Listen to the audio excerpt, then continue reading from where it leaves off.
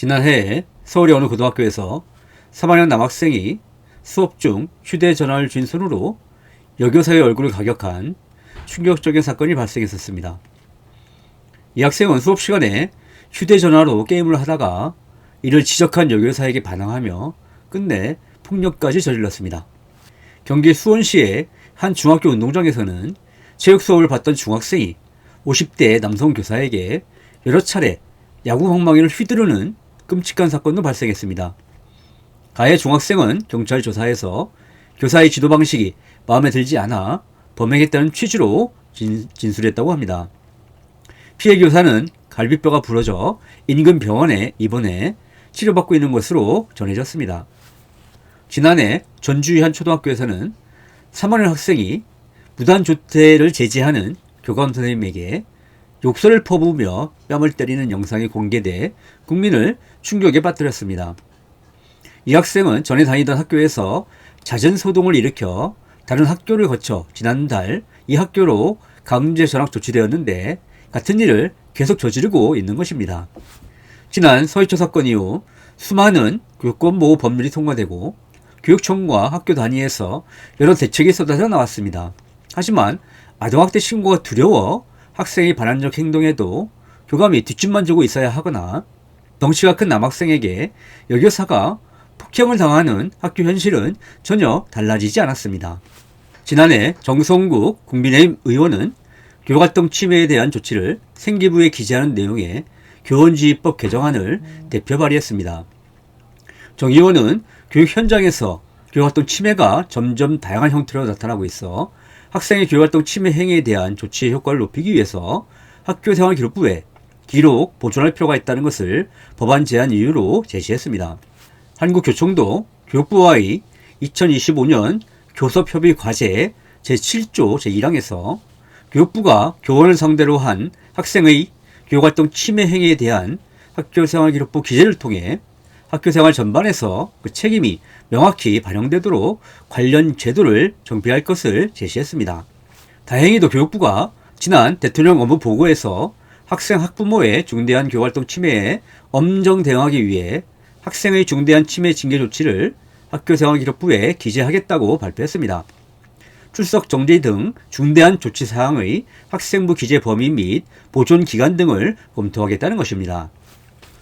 한국교총은 학생의 교원에 대한 상해, 폭행, 성폭력 등 교원에 대한 중대한 교육활동 침해로 인한 조치 사항을 학교생활기록부에 기재하도록 하는 교원지휘법 개정안 및 교육부의 대통령 업무 보고에 대해 적극 찬성한다는 입장을 밝혔습니다. 또한 교총은 교육계 일부에서 학교의 사법화, 행정심판과 소송 증가, 예방효과 미미 등의 이유로 반대하는 데 대해서도 학생의 반성과 교육적 노력을 통해 해결되기를 기대하지만 학생의 교사에 대한 폭행, 상해, 성폭력 등 교육활동 침해를 넘어선 범죄 수준의 행위 심각성은 교육자로서의 인내와 관용의 수준을 넘어섰다고 강조했습니다.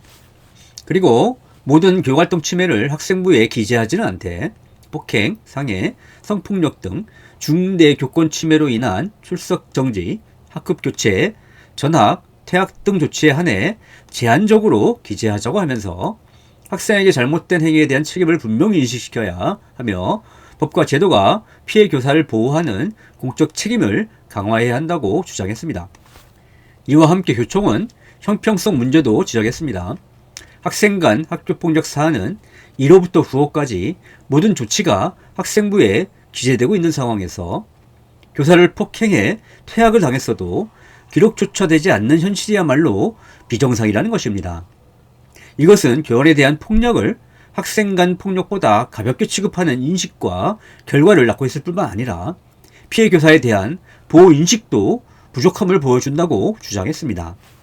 교육활동 침해에 대한 행정심판, 소송 남발 우려에 대해서도 교총은 교원지휘법 개정으로 교권보호위원회가 2024년부터 학교에서 교육청으로 이관되었기 때문에 교권 침해 사안을 교육청에 지역교권보호위원회가 공식적으로 심의하고 있다고 설명했습니다.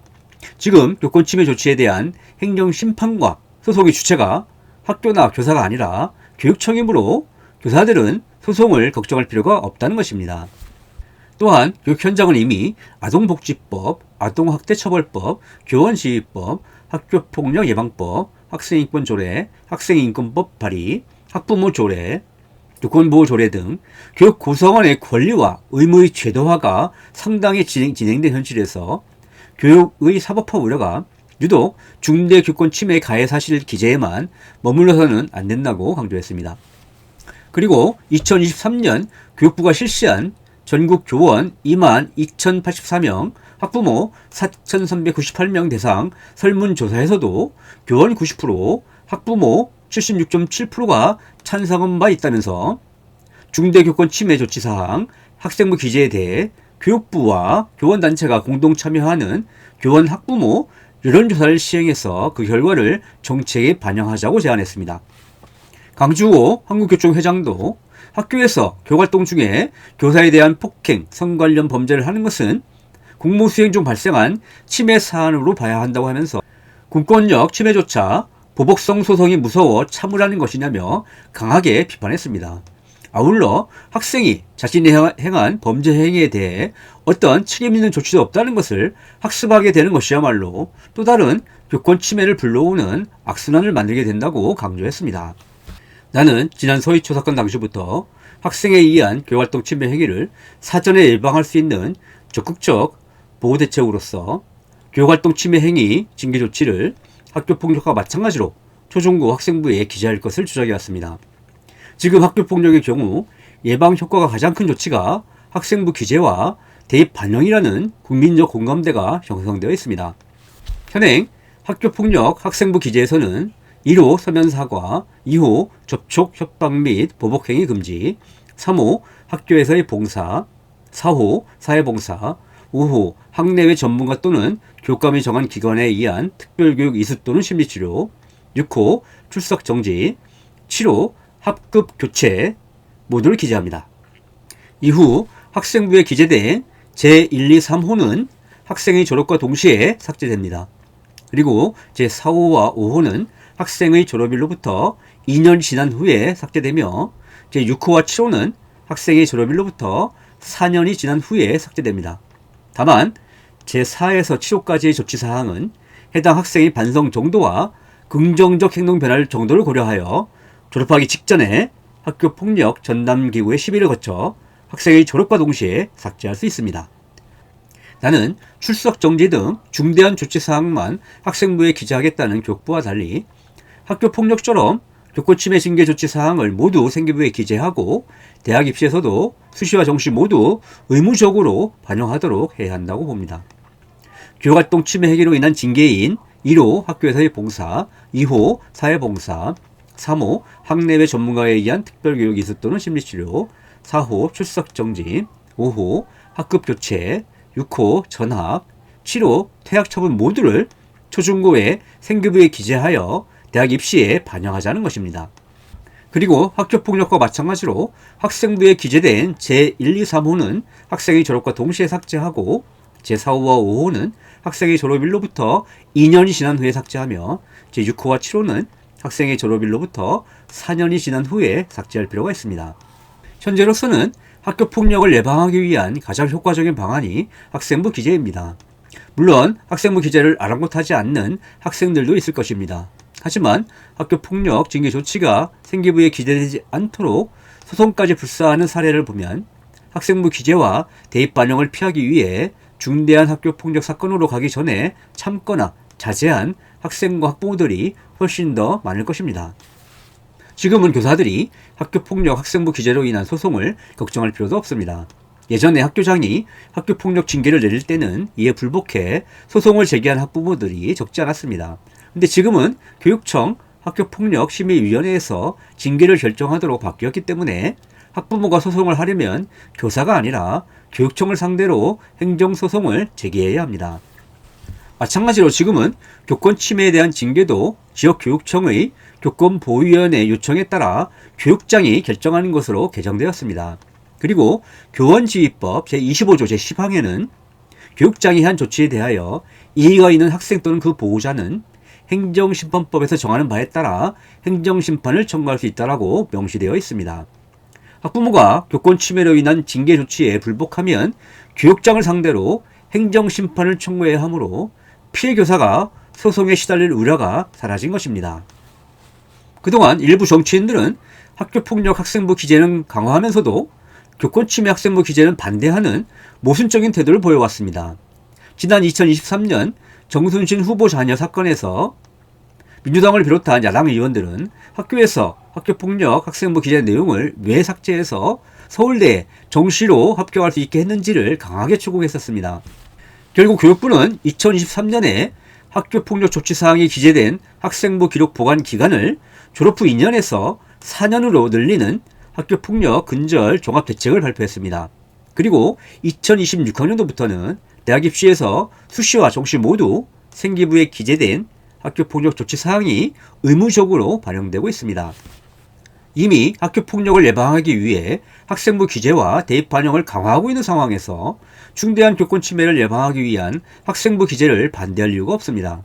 그런데도 학교폭력 학생부 기재 강화를 주장했던 사람들이 교권 침해 학생부 기재를 반대하는 것은 이해하기 어렵습니다. 학교폭력은 피해 학생만 힘들게 하지만 교권 침해는 피해 교사뿐만 아니라 수업을 받는 학생들까지 모두 힘들게 만드는데도 말입니다.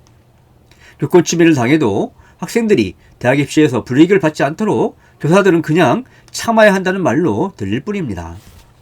한편 정부는 교권 침해 행위를 저지를 가능성이 높은 정서행동 위기 학생들을 위한 지원책도 반드시 마련해야 합니다. 학교의장이 특별히 교육적으로 필요하다고 인정하는 경우에는 학부모 등 보호자의 동의 여부와 관계없이 정서행동 위기 학생으로 선정해 지원할 수 있어야 합니다. 특히 교육청에 정서행동 위기 학생 지원센터를 설치하고 교권 침해로 징계를 받은 학생들이 반드시 지원센터에서 일정 기간 이상 지원을 받도록 의무화하는 것이 바람직합니다. 지난 초등학생 사건처럼 이미 전학 징계를 받은 학생들은 계속 전학만 시키지 말고 지원센터에서 남은 학년을 마치도록 집중적으로 지도할 필요도 있습니다. 교육활동 침해 생기부 기재는 지금 시행되고 있는 학교폭력 생기부 기재와 마찬가지로 처벌을 목적으로 하는 낙인찍기가 아니라 생기부에 기재될 만큼 중대한 교권 침해를 하면 안 된다는 경각심을 주는 사전 예방 조치라고 할 수 있습니다. 아이들과 함께 교사들도 행복한 학교를 만들기 위해서는 교권 침해를 사전에 예방할 수 있도록 징계 조치를 학생부에 기재하고 대학 입시, 수시와 정시에 모두 반영해야 합니다. 정부는 교육활동 침해 사건이 발생한 이후에 처리에만 매달리지 말고 학교 폭력과 마찬가지로 교육활동 침해 징계 조치를 학생부에 기재하는 등 사전에 예방할 수 있는 대책을 시급히 추진하기 바랍니다. AI 기술 패권 경쟁 시대에 교사들이 학생에 의한 폭력이나 교육활동 침해를 걱정해야 하는 학교는 세계를 선도하는 인재 양성이라는 교육적 책임을 다할 수 없을 뿐만 아니라 기본적인 교육기관으로서 지속 가능할 수도 없을 것입니다.